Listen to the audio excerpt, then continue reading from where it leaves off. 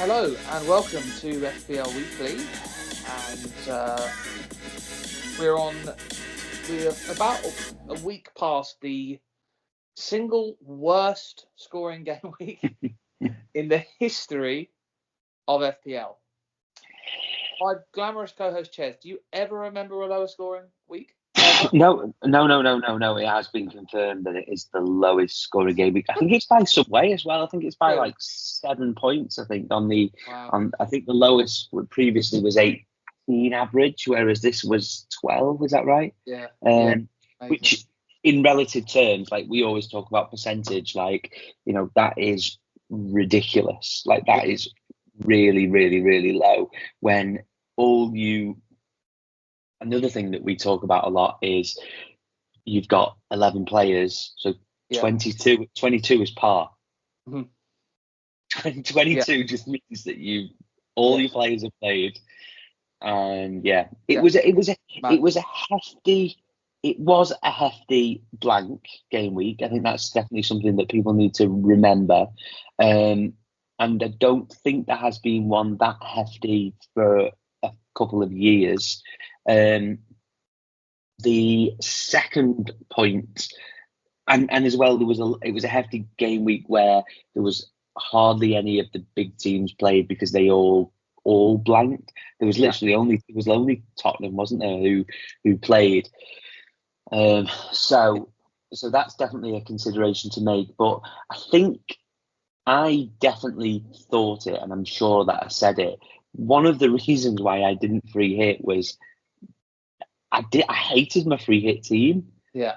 So like, whereas obviously, we are recording this on Monday, the 25th. So the big news has happened. It came out. What is it about Saturday morning and FPL? I know. What was the last one they released? It was Liverpool related. Yeah, Saturday morning. Yeah, again. It was Liverpool related because I remember thinking, oh yeah, Darwin's in. I think it was a Liverpool double. But weird. They never ever used to do weekends. Yeah. Like everyone in the FPL Twitter community was like, oh, it hasn't been announced Friday, so we'll have to wait till Monday now. And then bang, Saturday morning. So. I know. So the next kind of. So ultimately we're sat here. I didn't. Did you take a 4-point hit? I did not, but I got 8 points. 8. Yeah. Did you not realise that? My game week rank was 7.5 million. How do you see your game week rank? Oh, where your points are, just top right. Oh no, I'm on the app. Okay, yeah. So I got 8 points. Average points was 12. I had a shocking week. Mostly Region was -3. Absolutely shafted us. It was the way it happened as well. It was a really smelly decision. I was watching the game, and don't get me wrong, it was probably a penalty. But you rarely see these days a penalty and a red card unless it's completely clear.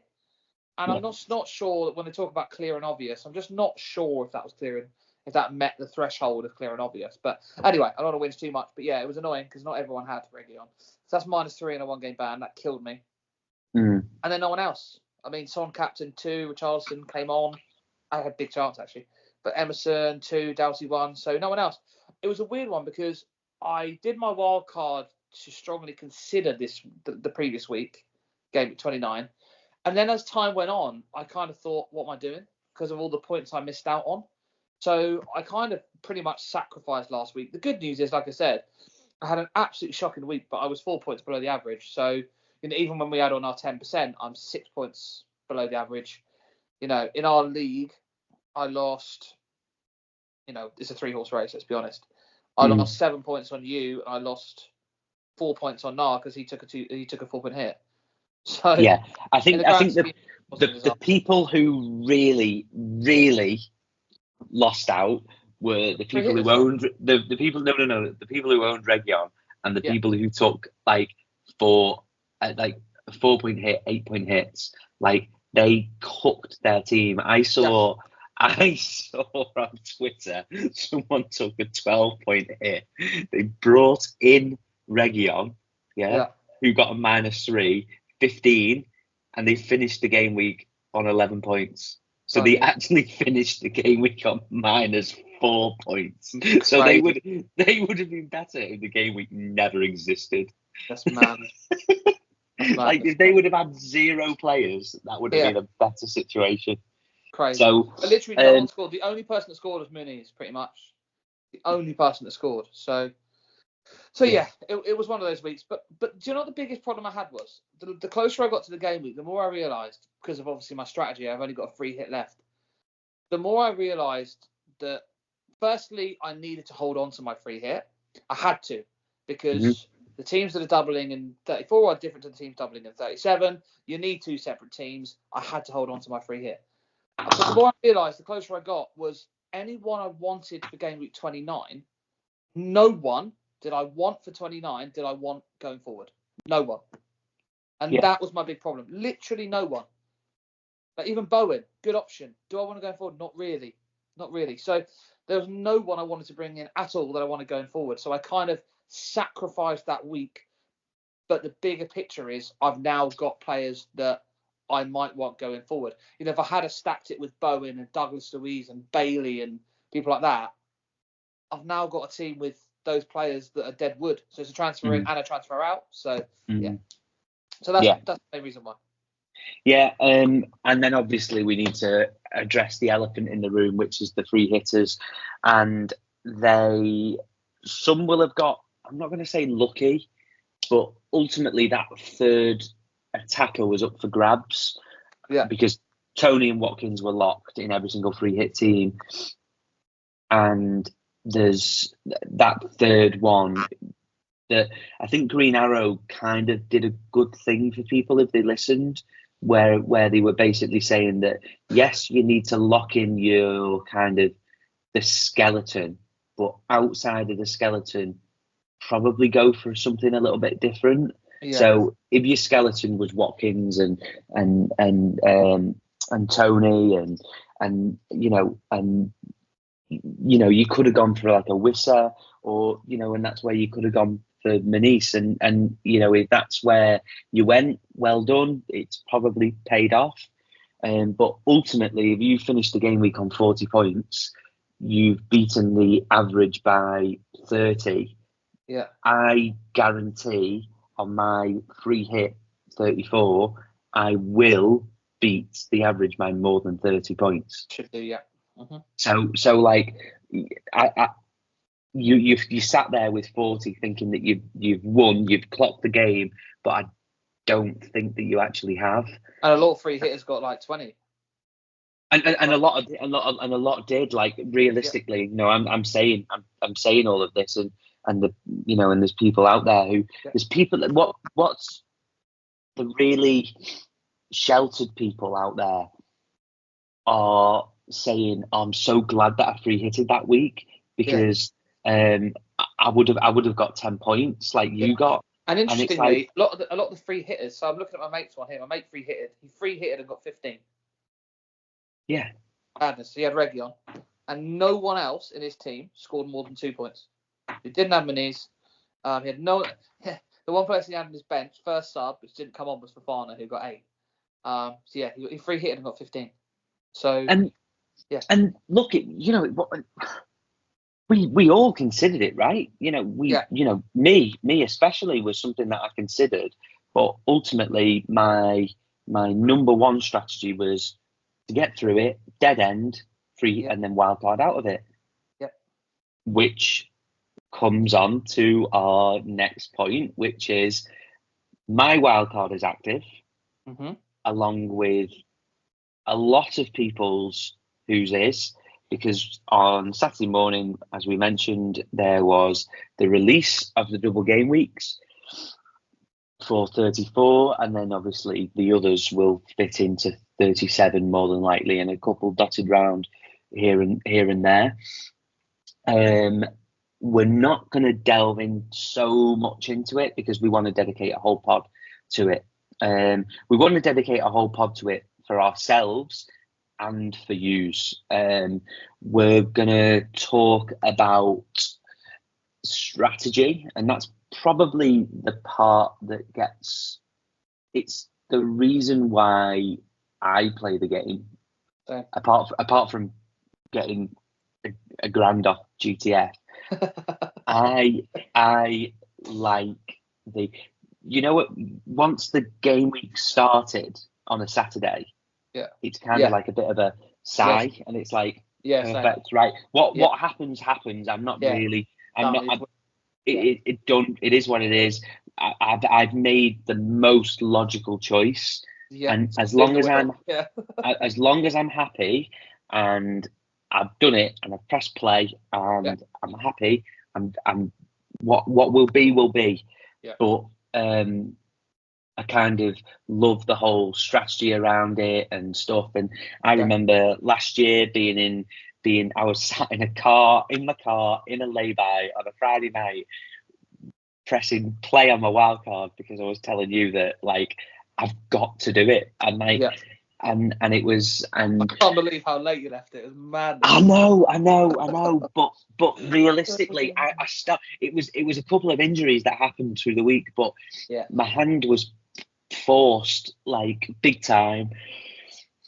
But I think to be honest, your hand was forced and it paid off. My hand was forced and it hasn't. So it's just the way the cookie crumbles. Yeah. I didn't want to play my wild card then, but I kind of felt forced to. And in hindsight, the reason I took a wild card then is because I felt like I would have needed a lot of hits. But I'm now taking a lot of hits anyway.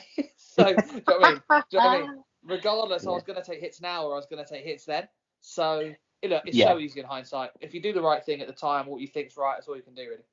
But right now, I'm quite jealous right now of you having not even necessarily bench boost. I don't really care too much about that. Bench boost is a tiny little bonus. Yeah. That mostly like, having a wild card and a free hit is very powerful. Bench boost is such a it's such a volatile chip. Like you can play it like realistically. Without giving the game away, more than likely going to be playing in 37. I could play that on 37 and be in a situation where all the people on the bench just get one point because they come on in one of the games and that's it. And they could be really good players. So you know, Garnacho's going to double in 37. He could get injured. Who was the player who everyone triple captained a couple of years ago from Watford? Dennis. Dennis, came on, got injured, cooked. So like 1 is 3, I think the best way to describe it is I bench boosted and I got 20, and that's pretty good. Oh mate, if you said to me, bench boost now, and that's why when James off Planet FPL is saying that he kind of regrets bench boosting in week 1, I don't think that is a terrible play. No, I don't. Realistically, you've got to look at the people on the bench, and if they've got good fixtures and you cannot fit them in, you're good to go. In my opinion, you're good to go. Because it's very, very, very unlikely that you're going to have 12, 13, 14 outfield players who are going to play in every single minute of every single game unless you're doing a bench boost straight after a wild card. And that is a very hard thing to do.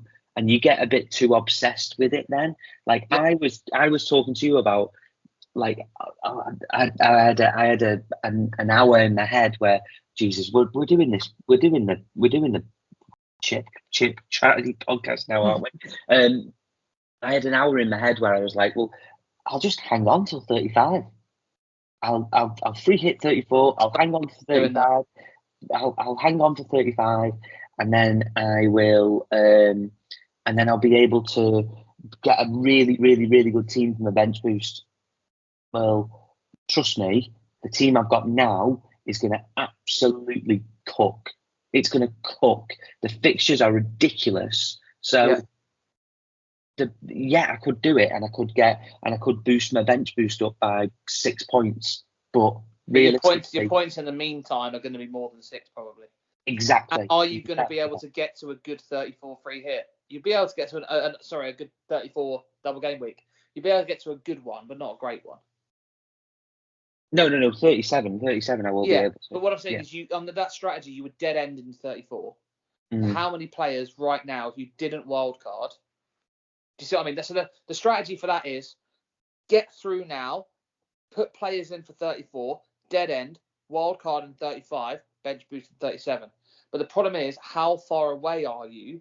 So for some people that have 3 balls... Well, actually, you're dead ending into 33 because you're going to free hit in 34. This was people. So you've got 3. This was people with just wild card and or bench boost or free hit. Well, they're idiots. Yeah, no, I know, but I mean, I've only got 1. So, but yeah, no. But like, in all seriousness, like, if I'm going to give you one piece of advice, and everyone can turn off the podcast after this, the one piece of advice that I would give you is that you hold on to your free hit until the last third of the season, because the biggest double game week comes from that. And if you can get through blank game weeks, get through them, because the upside of free hitting in a double game week is 100 times better than free hitting in a blank game week. It's 100 times better. I'd love to. Do you know what I'd love to do is play? I don't know whether you can do this. I presume you can do it, where you can do it with like 3 or 4 teams, and start at the start of the season. Have your team, number 1 team, then your B team is I'm going to go early with stuff. Yeah. Then I'm going to have a C team where I'm going to go late with stuff, and then and then almost have like an AI team or something. That would be funny. Just really quickly going back to the bench boost week 1 point, where it's actually better than people think it is. If you think about it logically, the pre-season you have a wild card, right? It's not classed as a team, but you have a wild card. It's the only week in the whole season that you can wild card and bench boost in the same week. Yeah, fair. Yeah. If you look at it like that, because normally you can't wild card and bench boost because you can't play 2 chips in the same week. But effectively in game 1, you're wild carding and you're bench boosting in the same week. So you can just set your team up with 15 players and hit bench boost. And that's what James did. I don't think it's a bad idea at all. No, I'm not going to do it. Yeah, I probably won't do it, but it's not a definite no. I think if your team, I wouldn't do it if I knew. I think that the thing is, do you remember we were coming into the start of the season where it was like, is it Areola? Is it Fabianski? Yeah. Is it Steele? Is it Verbruggen? Yeah. You know, there are some unknowns, whereas now I could tell you every single first choice keeper. Yeah. So I do think that there's some strength in not. But yeah. But like, if I look at my bench in game 1, and I know kind of I get some team news or I get nailed players, and I look at my bench and all of them are playing at home in good fixtures, then I might do it. I think the only reason I didn't do it this week, I'm just quickly going back to week 1. Yeah, so we had Chelsea versus Liverpool on our bench, and I had Burnley versus Man City. So it was never going to work. But, there's definitely an argument to be had of making a team that would suit a bench boost week 1. But anyway, we can talk about that in more detail. But so plans going forward, you've activated your wild card. I think that's absolutely the right move. I think you were going to do it in 31, but without that was the original kind of mini strategy. Just because the fixtures in the people that I had, ultimately, apart from getting Salah in, which I planned to do anyway, it was all looking sound. So I was happy with that. The Spurs news changed things a little bit. Yeah. We expected Brighton to blank and then have a double, but it was actually Spurs that blank and then have a double. So the reason your strategy kind of changed a little bit as well with bench boost and free hit is because the number one reason is because if you were to bench boost in 34, you cannot have Spurs. No. Because they blank. But then in 35, they double. So you're clambering to get Chelsea and Spurs. Chelsea have Arsenal away in 34. So you can't do that and then do that. Whereas at least this, you can prepare for 37 and then just free hit in 34. It's kind of the best of both worlds.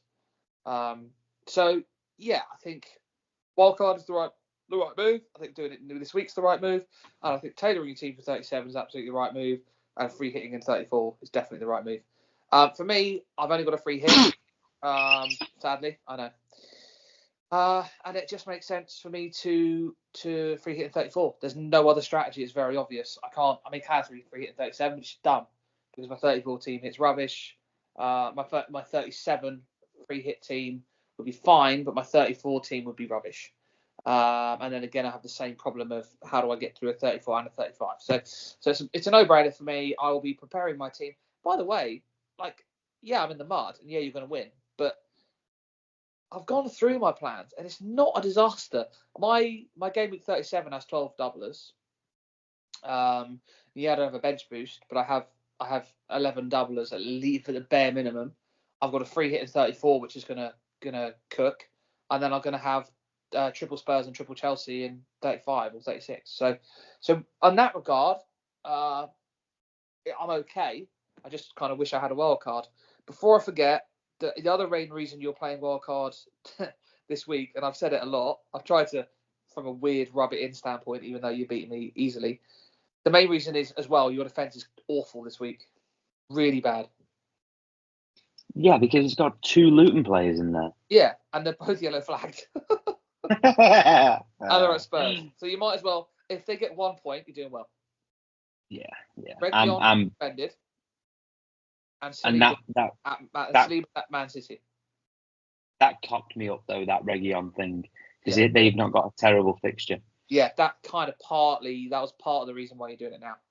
But like I said to you this on Voice Clip the other day, I don't even think a 4-point hit would have been sufficient for that defence. I think it would have had to be an 8. And when you've got a wild card, then it's just a no-brainer. It is a no-brainer. And look, we're happy, we're doing it, and it's activated. And listeners out there need to bear with us because we are cooking up a storm on strategy. We're gonna go deep into it, mate. We're gonna go deep into it. And we're gonna do a wildcard draft as well. We're gonna team reveal. We're gonna do a wildcard draft. We're gonna do an early draft of our free hit team. Yeah. We're gonna go deep. Johnny he's living on his own for the next 4 days, so he's bored out of his brain. Yeah, and I'll be constantly looking at FPL all the time. Even though it's not changing, I'm still tinkering. And like I said today, he's tinkering for me. I'm tinkering for you because I'm that bored and I'm that nice a guy. Yeah, I'm considering going without Salah, but again, we won't talk too much about that. It does depend a little bit on what happens next week.